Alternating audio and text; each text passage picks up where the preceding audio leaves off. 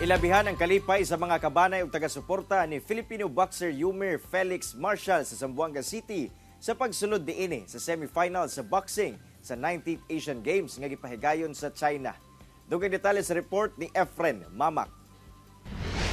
Gikalipay sa banay ni Filipino boxer Yumir Marshall ang pagkadaog niini sa quarterfinal sa boxing atol sa 19th Asian Games nga gipahigayon sa Hangzhou, China niadtong Domingo. Kini human ang iyang knockout win batok sa Thai boxer nga si Ruerapon Jongjoho sa men's 80 kg light heavyweight division.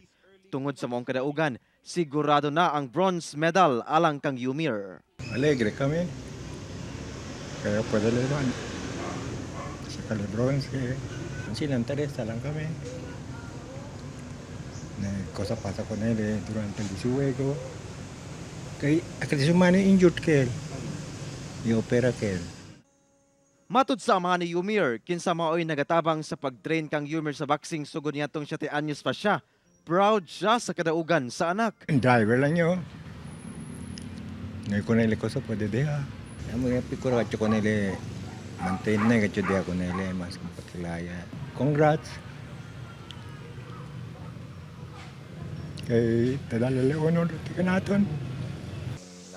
Ang igsuon sad ni Yumir, padayon ang pag-ampo alang sa seguridad ug maayong panglawas ni Yumir, ilabi na karong mga umaabot nga dula. Siyempre, marami naman siyang laro na, nakasali. Siyempre, meron nervous. Pero kami, nagdadasal yung for safety niya. Padayon sab ang suporta sa mga Zamboangueño alang kang Yumir.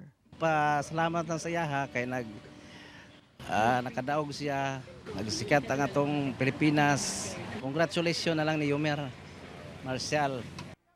Nakatakdang makigsangka si Yumir sa boxing, batok sa Syrian nga kalaban niini sa semifinals karong Miyerkules. Kauban si Sim Romero sa kamera.